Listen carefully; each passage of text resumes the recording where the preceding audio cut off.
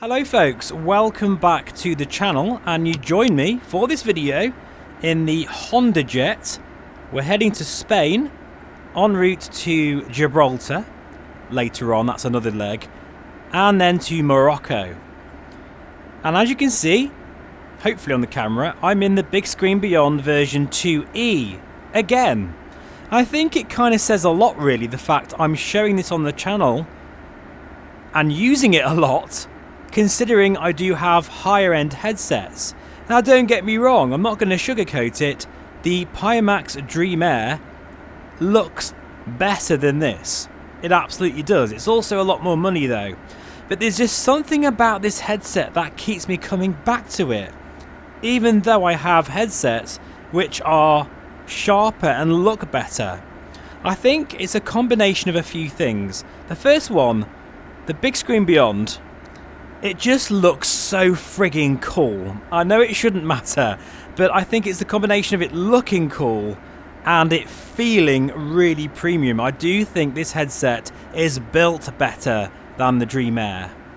It's also way more comfortable than the Dream Air as well, especially with the Studio 4 mods, which I've shown on the channel a few times now. I'm not going to go into that again, because I have shown that a lot, but if you haven't seen that video, I will link it in the notes below. But this facial interface and the mods I've got to this, literally I can be in this all friggin' day.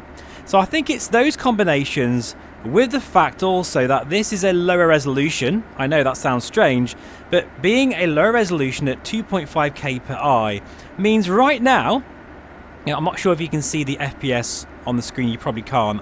I'm currently getting native frames per second. I'm getting 75 frames per second in MSFS. That's without using eye tracking as well, because I've taken that off because it can be a bit janky on the screen sometimes when you're looking at the VR footage. So they're the main reasons why I often use this headset. I absolutely love it, I really do. And honestly, it's really not a headset I expected to use a lot, because I'm a junkie when it comes to really sharp, the best sharp image I can get, you know, and the Dream Air is better than this when it comes to sharpness, it really is. But something I have learnt recently, even with the 5090, is I do appreciate the better performance of this headset and just how it feels and how it looks and how it performs. It just feels a bit more premium than the Dream Air, which is quite a shocker when you think that this is a lot cheaper. Anyway, let me just focus for a minute, because I'm just going to put the auto throttle on here. There we go. So anyway, as I was saying, the high resolution of the Dream Air and the Pimax Super and the Somnium VR1 and all the rest of them, it's all very well, but I think we're getting a little bit jaded, a little bit fixated and obsessed with PPD and resolution as a way of selling VR headsets, when there's a lot more to it than just those raw specifications. It's how a headset feels and how it performs that I think is more important than any of those things. And especially with the high prices of GPUs right now, the high price of memory and just upgrading your computer is just out of reach for a lot of you out there. This makes a lot more sense. And the question that I really want to answer today in this video is this headset sharp enough? Yes, it is. Even for me. I can read all of those gauges in full fat TAA mode, no problems at all. In fact, I haven't done this on purpose, but this is probably one of the hardest aircraft to read when it comes to gauges. There's so much information here with these displays down here. This beautiful avionics suite in this aircraft is beautiful, but it's very tiny. But in TAA mode, not DLSS, but TAA mode, I can absolutely read all of this, no problems at all. I don't need any extra clarity. I mean, don't get me wrong, I will say again, the Dream Air is the ultimate. It really is, it looks better than this. But it doesn't mean that you need that and this is rubbish. I find it quite strange that when something new comes along, quite a few YouTubers do this, and I can't stand it, that whatever came before it suddenly becomes obsolete, suddenly becomes crap. Oh, it's horrible compared to this, blah, blah, blah, blah. Well, it's absolute bullshit. This display of the Beyond is old now. It's 2560 per eye. It was in the original Beyond one, and it still packs a punch today. It really does. And I think for many of you out there, it is the sweet spot, especially if you're rocking a 3070 Ti, say, or a 4070. You know, I am obviously talking about NVIDIA cards here, but I do believe the Beyond also works with AMD-based GPUs. So that's another big plus for this headset. Basically, what I'm trying to say is you don't need to be spending crazy amounts of money on a really super high resolution headset which is running at, say, 6,000 per eye, because you have to account for a barrel distortion correction. There's no point getting a Dream Air if you haven't got the hardware to run it.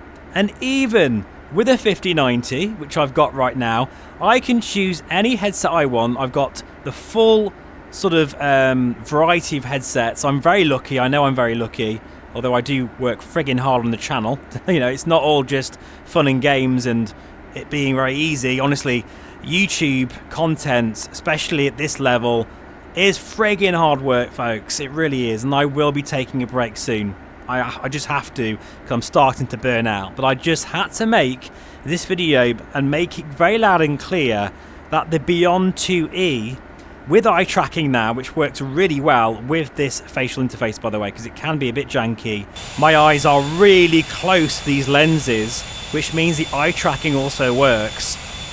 This now is a Flight Simmers headset. Now, it's important to talk about the negatives of this headset. I do have a full review of this headset, but in any case, just to recap, the glare is the worst thing about this headset. Absolutely. And well, I personally don't find it an issue. I did find the Beyond 1 an issue, but you do have some lens flare at the bottom of the lenses in certain scenarios. I'm not getting it at the moment, and even in a nighttime scene I'm not getting it, but it is there. That's the main thing about the Beyond 2E, is the glare. It's just one of those things. The magnification needed for these tiny micro OLED displays, it's just the way it is. And I believe from what I've heard, the Dream Air SE has the same issue, if not worse. What else? I guess, well, this isn't a negative for me, but base stations are needed for this headset. But it does mean I get perfect tracking. I can look right round, both ways, down, up. I can't do that with this big wall in front of me with an inside-out tracking headset. It starts to jitter around. But base station tracking is needed, and 2 is ideally best. I'm using 1 today, and to be fair, it's working really well, so maybe 1's enough. And I suppose I could mention the sweet spot, which is a bit odd, because that's one of the big features of the Beyond 2, is it has an excellent sweet spot. It really does. But the competition has moved on, admittedly, and the lenses, when compared to the Dream Air, well, they're not as good. It's as simple as that. You know, the Dream Air is the top level VR headset right now. But that's not the point of this video. I'm not telling you that. I'm telling you that this headset, for those out there that are not looking to spend £2,000 or more, you know, on a VR headset, then another 2 or 3 grand on a 5090. If you're not looking to do that, and say you've got a more mid-range setup, the Beyond 2E still gives you all the benefits of a modern, futuristic headset, such as eye tracking, immense form factor, micro OLED technology. Because when if I do it now, actually, because I love doing this, I don't do it enough actually, fly at night. But flying at night is just one of those insane things in a micro OLED headset that just blows you away. And this is just, I really should fly more at night, because that looks absolutely phenomenal. It's totally black. I've got the amazing sunset there, or sunrise. No, it's sunset at the moment. Those incredible, beautiful orange and reds are just absolutely insane. And then you've got the cockpit here, the outside view, looking at all the city lights down here. Micro OLED, this is such a wow factor, and it's way better than anything else out there. I've said it many times, and I'll say it again. Wow, that's bright all of a sudden. Micro OLED is the future for VR. It's here, and you can get it for a far better price. You don't have to go all in on the Dream Air. Now, for my final point I'm going to make, it might upset some of you out there. I know that because it has in the past. But this is based upon, as I say, trying all the headsets out there and doing this myself, these tests. I will say my eyesight is really, really very good. I'm very lucky, even though I'm in my 40s now. I don't need glasses, and my eye doctor has actually said to me I've got very good eyesight. So I'm very lucky and very thankful for that. And it does help me do these tests. Now, you can tell me in the comments below that you disagree. That's absolutely fine, but there's no need to get aggressive with it, okay? Because we all see things differently, we all experience VR differently. But all that out of the way, I will say that I personally feel when it comes to sharpness that the Bigscreen Beyond version 2 looks sharper at its full native resolution, which I think is around 4360 per eye, accounting for barrel distortion, compared to downsampling the resolution of the Dream Air. I'm talking about absolute sharpness here when looking at these gauges, which I'm obsessed with. Not many people, I don't think, look at these sorts of details like I do when it comes to VR. I'm talking of the comm frequencies, I'm talking about all those little menus there, the traffic, terrain, weather, tour systems, flight plan screen. The text on the Dream Air, when you downsample it to the resolution of this, tends to start to look a bit shimmery and just, you know, it still looks sharp, but not as sharp as running the native resolution of this headset. However, the Dream Air looks better in terms of fill factor, brightness, lenses are better as well, okay?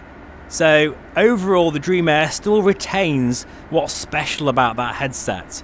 But when looking at gauges, the Bigscreen Beyond version 2E is still sharper at its native resolution compared to a higher resolution headset downsampled. So I just wanted to really drive home that point. And even though, admittedly, this is 75 Hz, I find it completely comfortable for my eyes. Because micro OLED technology is very different from LCD, this feels like 90 Hz. So in essence, the Bigscreen Beyond version 2, especially with eye tracking, is more relevant than ever, especially with the prices of GPUs, PC hardware. The prices are just disgusting, quite honestly, and it's sad to see it. I do feel this headset is highly relevant simply because you can enjoy high resolution micro OLED visuals. And by the way, if I did super sample this, it would look amazing. I have done that on the channel. I've super sampled this to 200% and it does look phenomenal, right? So you do have a lot of future proofing as well. So long as you don't mind the glare in this, I think that's the major thing for this. Things like comfort, well, it's just insanely comfortable, especially with the Studio Form kit. I'm more of a fan of this facial interface than the silicon facial interface, which used to be a negative for me. Not anymore, not with this kit. It's just so comfortable, and it's why I still love to use this headset on the channel. Well, not just for the channel, but off the channel as well. I will still pick this over the Dream Air sometimes. And that will do for this video today, because I do now have to descend very quickly because I've been too busy rabbiting on this video. But thank you for watching as always. I do truly appreciate it. Please feel free to subscribe. I do have an affiliate link for the Dream Air, the Beyond 2E, even the Varia XR4 if you want one. So if you do appreciate my work on the channel, look at this, then I would appreciate it if you use my affiliate links. Makes no difference to my opinion. Look at that. Wow. That's cool, isn't it? But as I say, it does help me kind of justify my time making all this content for you. Anyway, I'm definitely going now. Thanks for watching, and I'll see you again very soon. Bye-bye for now.